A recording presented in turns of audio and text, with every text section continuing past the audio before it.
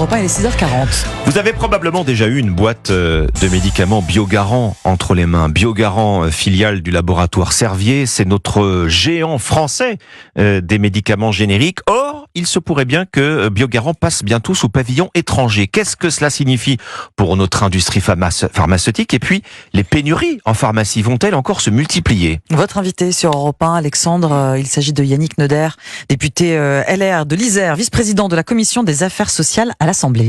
Bonjour Yannick Neuder. Bonjour. Vous avez adressé au début de la semaine une lettre à Emmanuel Macron. Pour quelle raison vous souhaitez mettre en garde le chef de l'État sur les risques que représenterait cette vente de Biogarant à l'étranger?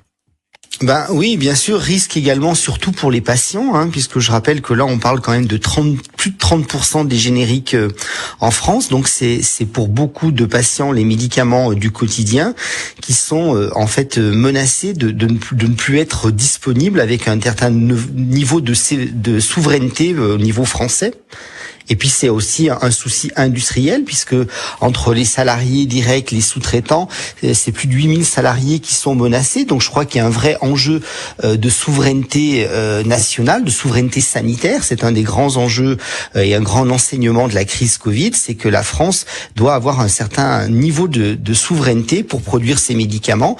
Et puis il doit surtout revoir sa doctrine en la matière, puisqu'on est le pays qui paye le moins cher ses médicaments. Il faut rappeler ce que représente Biogarant, ce que pèse ce laboratoire. Vous l'avez dit vous-même il y a un instant, c'est 1/3 de la production française de médicaments génériques. On ne parle pas de n'importe quel labo, c'est l'un des fleurons de notre industrie pharmaceutique. C'est quand même dramatique de voir que ces laboratoires, notamment qui sont installés en France, soient menacés et puissent vendre notamment à l'Inde ou à la Chine. On a quand même déjà 40% des médicaments de l'Union française, de l'Union européenne qui proviennent des pays tiers comme la Chine ou l'Inde. 80% des principes actifs, ils sont en général fabriqués. Donc il faut qu'on garde cette souveraineté, ce savoir-faire français.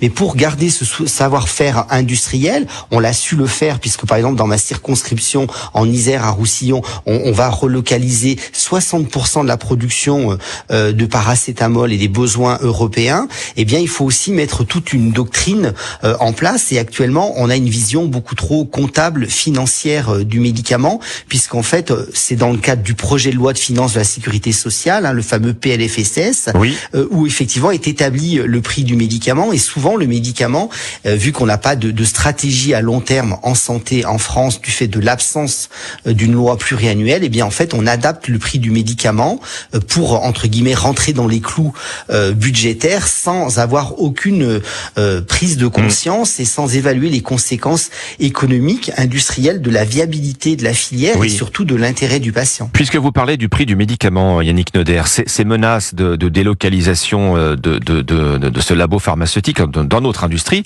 est-ce qu'elles ne sont pas aussi le fait du prix des médicaments trop faible par rapport à nos voisins européens peut-être ? Par exemple, si on regarde par rapport à l'Espagne, les prix en Espagne sont 30% plus élevés qu'en France, et c'est à peu près identique en Allemagne. Donc on voit bien que finalement, faute de réformes structurelles, de vision globale de la santé en France, en fait on fait une gestion comptable de la santé qui au final se fait au détriment des patients, naturellement, avec toutes les pénuries que l'on constate, et puis surtout on déconstruit les filières. Je crois qu'Emmanuel Macron avait annoncé en 2023 un grand plan de réindustrialisation. Je crois que la première des réindustrialisations, c'est d'éviter les délocalisations et surtout dans les différents repreneurs potentiels, on a aussi des entreprises comme Benta Lyon en région Auvergne-Rhône-Alpes qui sont intéressées de reprendre Biogarant. Donc je crois que les régions font beaucoup. Moi je suis élu régional aux côtés de Laurent Wauquiez. On fait beaucoup pour la souveraineté économique, pour les relocalisations. 50% des relocalisations industrielles en France se font en région Auvergne-Rhône-Alpes. Les régions donc peuvent beaucoup puisque c'est aussi leur champ de compétences. Mais attention que les filières restent viables et qu'ils puissent avoir un prix. Benta Lyon sur les rangs, Yannick Neuder, en effet, pour Biogarant. Est-ce que là, l'État a les outils pour jouer un rôle actif dans cette affaire, empêcher, par exemple, une vente à des capitaux étrangers ? Le code monétaire et financier permet à l'État français effectivement de préserver la souveraineté sanitaire du pays en bloquant effectivement ces ventes. D'ailleurs, dans ce courrier que j'ai co-signé avec Éric Ciotti, nous, bien entendu, nous demandons justement au président de la République et au ministre Lescure justement d'utiliser tous les moyens possibles pour garder le contrôle de notre filière du médicament, puisque comme je vous le disais, si malgré les régions locales, on le fait beaucoup en Auvergne-Rhône-Alpes, il y a quand même toute la constitution de la filière et du détermination du prix, et ce prix est fait par le projet de loi de finances de la sécurité sociale, et ça montre bien que nous n'avons pas de vision stratégique, puisque finalement nous faisons uniquement une gestion comptable du prix des médicaments pour adapter un budget, alors qu'il faudrait avoir une vision stratégique pour ne pas désorganiser la filière, ne pas concourir à sa perte et à sa délocalisation, et puis surtout prendre en compte l'intérêt du patient qui doit pouvoir trouver 30% de ses médicaments. Vous êtes également médecin, cardiologue, vos patients doivent vous le dire, les pénuries en pharmacie, on est obligé d'y penser, puisque vous nous disiez que Biogarant c'est 1/3 de la production de médicaments génériques. Est-ce que une délocalisation aggraverait encore ce phénomène des rayons vides en pharmacie ?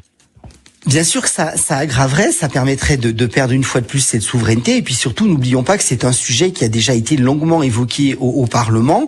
Nous avions eu une réponse avec la mission Borne. Elisabeth Borne en 2023 avait effectivement lancé sa mission. Maintenant il faut aller plus loin, et il faut naturellement réformer l'environnement normatif, fiscal de notre pays pour permettre l'attractivité de ces laboratoires. Là on envoie un très mauvais signal en Europe et d'une façon générale au monde sur l'intérêt de la France pour l'industrie pharmaceutique. Et je crois que des projets pharmaceutiques maintenant se détournent de la France pour s'installer dans d'autres pays européens uniquement par cette absence de vision stratégique sur la filière santé. Merci Yannick Noder, député Les Républicains de l'Isère, vice-président de la Commission des Affaires sociales à l'Assemblée.